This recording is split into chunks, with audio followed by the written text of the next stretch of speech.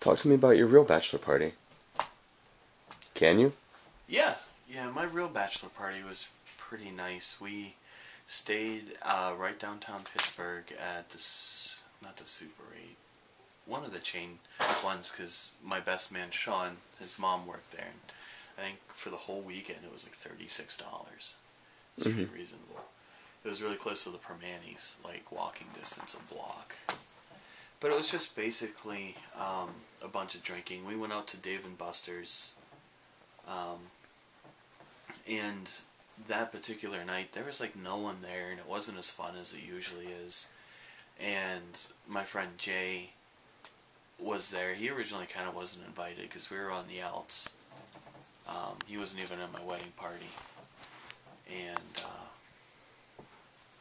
it was right. He got married actually a few months before I did, and at his bachelor party, he actually paid for a young lady's attention that night, which I'm not too into. Especially, I mean, if you're getting married, you just don't do something like that.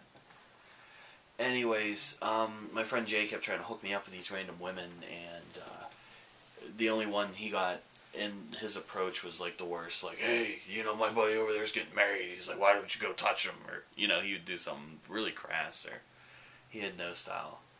And the only person he got to like say hi to me and come up to me, and she was like in her 40s and something, and it just wasn't. It's not what I wanted to do. We didn't do a strip club or anything. We went to Dave and Buster's. Afterwards, we went to Club Matrix. Wow. Yeah, that's pretty old, and it's a 4-story club. Each story had a different like theme. Oh my god, I remember that. Yeah, it was alright. I mean, none of them were cool. Like it was like top 40 on the ground floor, and then the next one up was salsa, and then the next one up was like rave. But the rave night was canceled for like something dumb. Like I didn't have a good time, to be honest with you. They did have an oxygen bar, which was cool. So I did like this bubblegum flavored oxygen. I don't even know if they do shit like that anymore. That must have been like a millennial thing, like the future.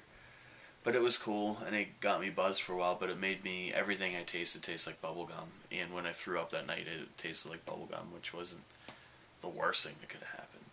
But we went back to the hotel, and for whatever, just the way I am and everyone else was, I just started just beating the shit out of everybody. Like, I was just wrestling everybody. I was all hype. And I did a spot where I fell through the ironing board. We had the ironing board set up between the two beds, and I did a spot where I fell, like, between the ironing board and busted it, and the mattress was off the bed, and I put Jay in between the two mattresses and did, like, some weird corkscrew splash on it, and we busted up everything. I think someone's heel went through the wall, like put a dent in the wall or a good scrape, but it was pretty fun. We had Permanis every day, and it was actually a couple days long, so we went out every night to somewhere for like 3 nights in a row. We had Permanis for like breakfast, lunch, and dinner. But that's it. I mean, it's not too spectacular. Good.